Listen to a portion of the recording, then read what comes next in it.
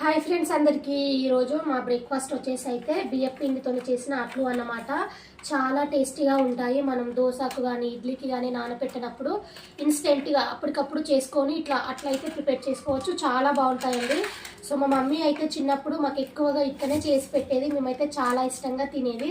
So అందుకోసం అని చెప్పేసి అయితే నా పిల్లలకు చేస్తున్నాను అనమాట.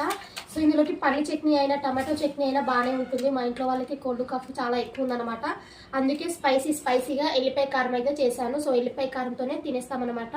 మరి టేస్ట్ ఎట్లుందో తినేసి చెప్పాలిగా. సో అందుకోసమే తింటున్నాను. చాలా బాగుంది. మీరు కూడా ఎవరైనా ఇప్పటివరకు ఇట్లా ట్రై చేయకపోతే డెఫినెట్గా ట్రై చేసి మీ ఇంట్లో వాళ్ళకి పెట్టండి. చాలా ఇష్టంగా తినగలుగుతారు. చాలా సింపుల్గా చేసేసుకోవచ్చు. అయితే నేను ఎట్లా చేశాను అనేది అయితే నేను లైవ్లోనే చేసేసాను. ఎవరికైనా ఇంట్రెస్ట్ ఉంటే చెక్ చేయండి. ఫస్ట్ టైం చూస్తున్నట్టయితే సబ్స్క్రైబ్ చేసి సపోర్ట్ చేయండి. Thank you.